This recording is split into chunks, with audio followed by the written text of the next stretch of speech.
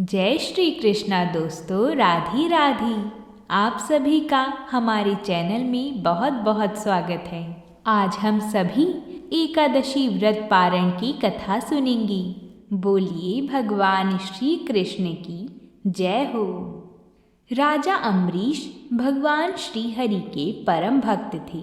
वह पृथ्वी के सतोद्वीप, अचल संपत्ति और अतुल ऐश्वर्य के शासक होने पर भी इन्हें स्वप्न तुल्य समझते थे, क्योंकि वह जानते थे कि जिस धन वैभव के लोभ में पड़कर मनुष्य घोर नरक में जाता है, वह केवल 4 दिन की चांदनी है।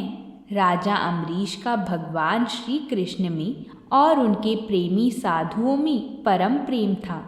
उन्होंने अपने मन को श्री कृष्ण के चरणों में, वाणी को भगवान के गुणों का गान करने में, हाथों को श्री हरि के मंदिर मार्जन में और अपने कानों को भगवान की मंगलमयी कथा के श्रवण में लगा रखा था। उन्होंने अपने नेत्रों को श्री हरि के विग्रह व मंदिर के दर्शन में, नासिका को उनके चरण कमलों पर चढ़ी श्रीमती तुलसी जी की दिव्य गंध में और जिह्वा को भगवान के प्रति अर्पित नैवेद्य प्रसाद में संलग्न कर दिया था। राजा अम्बरीश के पैर भगवान के क्षेत्र आदि की पैदल यात्रा करने में ही लगे रहते और वह सिर से भगवान श्री कृष्ण के चरण कमलों की वंदना किया करते थे।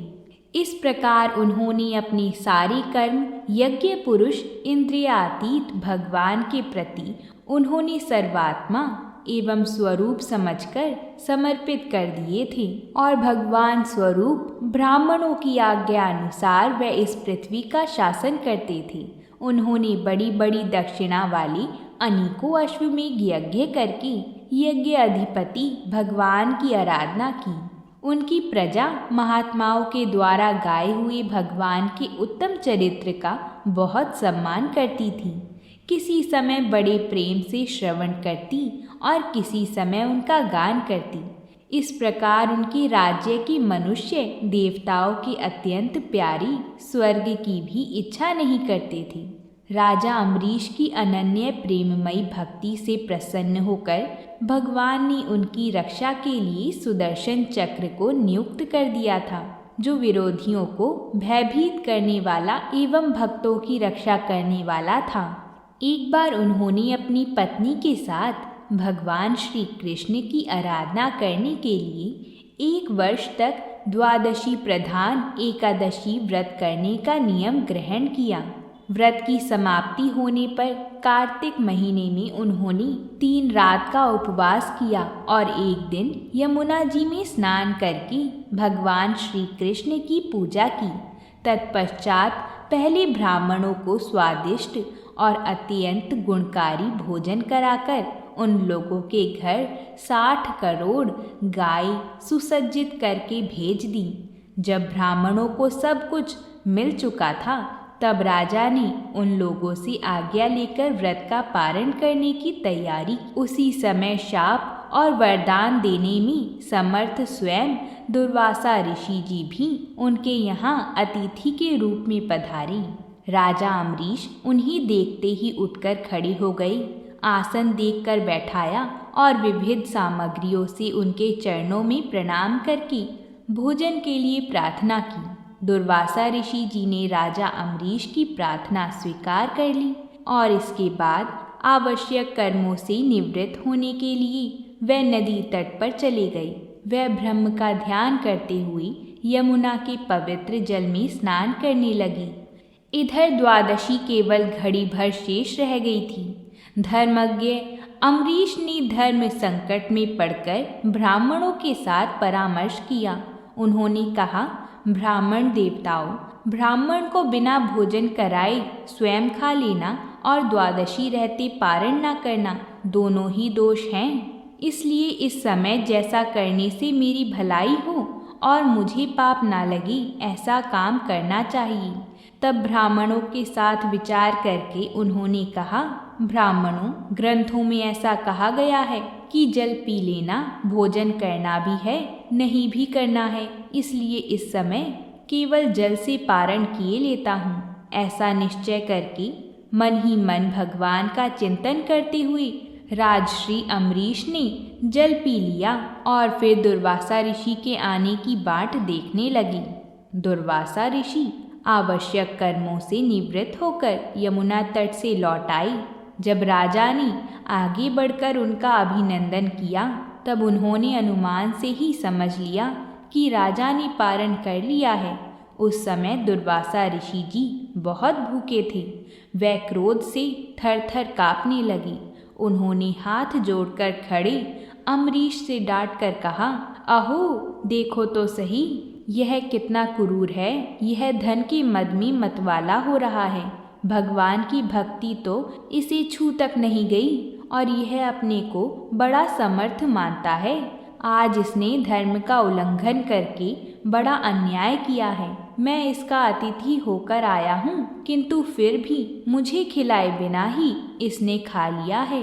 अच्छा देख, तुझे अभी इसका फल चखाता हूँ। यों कहते कहते वह क्रोध से जल उठी। उन्होंने अपनी एक जटा उखाड़ी और उससे अम्बरीश को मार डालने के लिए एक राक्षसी उत्पन्न की। वह आग के समान जलती हुई हाथ में तलवार लेकर राजा अम्बरीश पर टूट पड़ी।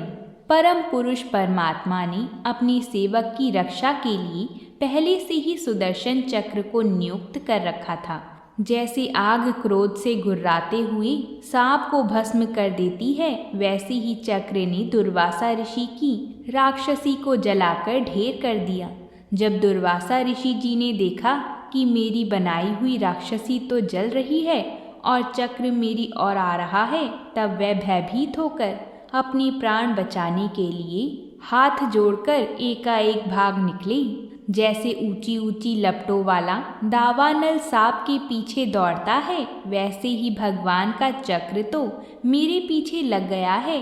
तब दुर्वासा ऋषि जी दिशा आकाश, पृथ्वी अतल वितल आदि नीचे के लोक, समुद्र, लोकपाल और उनके द्वारा सुरक्षित लोक एवं स्वर्ग तक में गए। परंतु जहाँ जहाँ वह गए वहीं वहीं उन्होंने असह्य तेज वाले सुदर्शन चक्र को अपने पीछे लगा देखा। जब उन्हें कहीं भी कोई रक्षक ना मिला तब तो वह और डर गए। अपने प्राण बचाने के लिए वह देव शिरोमणि ब्रह्मा जी के पास गए और बोली, ब्रह्मा जी आप स्वयंभू हैं, भगवान के इस तेजोमय चक्र से मेरी रक्षा कीजिए। ब्रह्मा जी ने कहा, दुर्वासा ऋषि जी, मैं शंकर जी, दक्ष, भृगु आदि, प्रजापति, भूतेश्वर आदि सब जिनके बनाए नियमों में बंधे हैं तथा जिनकी आज्ञा शिरोधार्य करके हम लोग संसार का हित करते हैं, उनके भक्त के द्रोही को बचाने में हम समर्थ नहीं हैं। जब ब्रह्मा जी ने इस प्रकार दुर्वासा ऋषि जी को निराश कर दिया, तब भगवान के चक्र से संतप्त होकर वह कैलाशवासी भगवान शंकर की शरण में गई। शंकर जी ने कहा, दुर्वासा जी, जिनसे पैदा हुए अनेकों ब्रह्मांडों में हमारे जैसे हजारों चक्कर काटते हैं, यह चक्र उन्हीं विश्वेश्वर का शस्त्र है। यह हम लोग के लिए असह्य है। तुम उन्हीं की शरण में जाओ, वह भगवान ही तुम्हारा मंगल करेंगे। निराश होकर दुर्वासा ऋषि जी श्री हरि भगवान के परम धाम वैकुंठ की तरफ भागे। दुर्वासा ऋषि जी भगवान के चक्र की आग से जल रहे थे। वह भगवान के चरणों में गिर पड़े।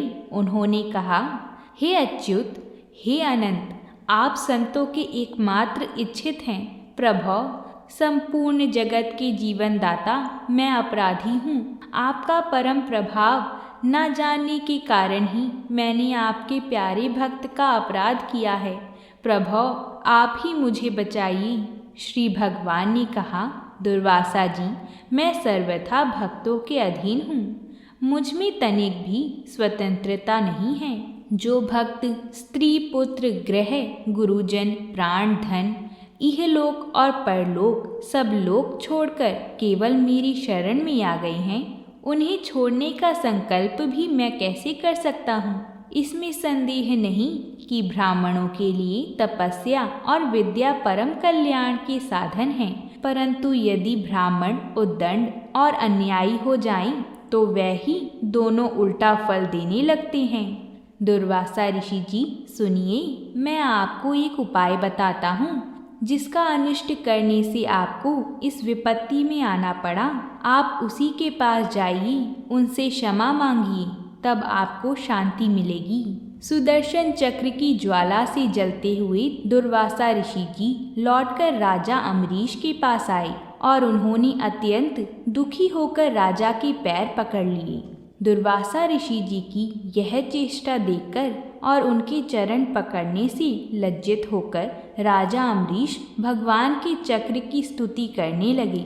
अम्बरीश जी ने कहा, प्रभो सुदर्शन, आप अग्नि स्वरूप हैं, भगवान के प्यारे 1000 दांतों वाले चक्रदेव, मैं आपको नमस्कार करता हूँ। समस्त अस्त्र शस्त्र को नष्ट कर देने वाले एवं पृथ्वी के रक्षक, आप इन ब्राह्मण की रक्षा कीजिए। आप कृपा करके हमारे कुल में भाग्य उदय के लिए दुर्वासा ऋषि जी का कल्याण कीजिए। हमारे ऊपर यह आपका महान अनुग्रह होगा।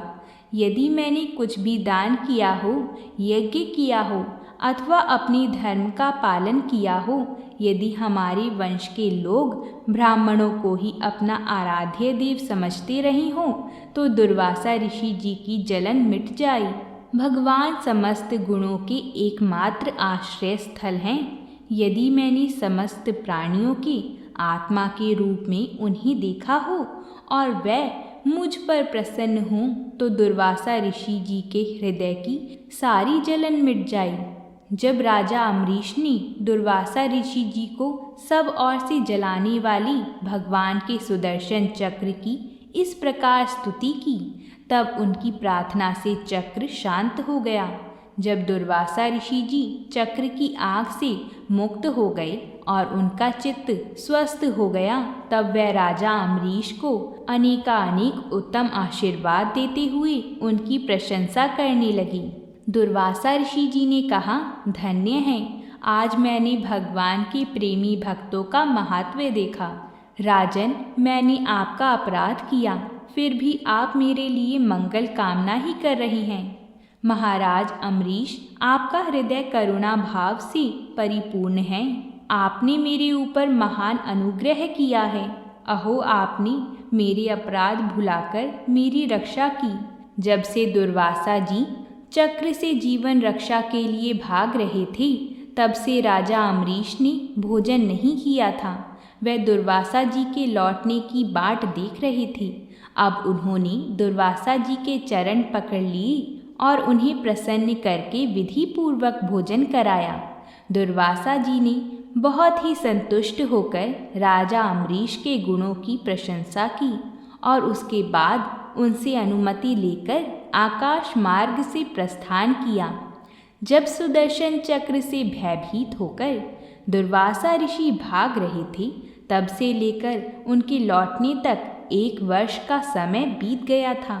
इतने दिनों तक राजा अम्बरीश उनके दर्शन की आकांक्षा से केवल जल पीकर रहे। दुर्वासा ऋषि जी के जाने के बाद उनके भोजन से बचे हुए अत्यंत पवित्र अन्न को राजा ने सब परिवार ग्रहण किया।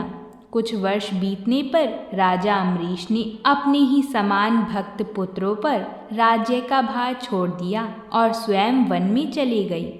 वहाँ वह बड़ी धीरता के साथ आत्मस्वरूप भगवान में अपना मन लगाकर गुणों के प्रवाह रूपी संसार से मुक्त हो गई।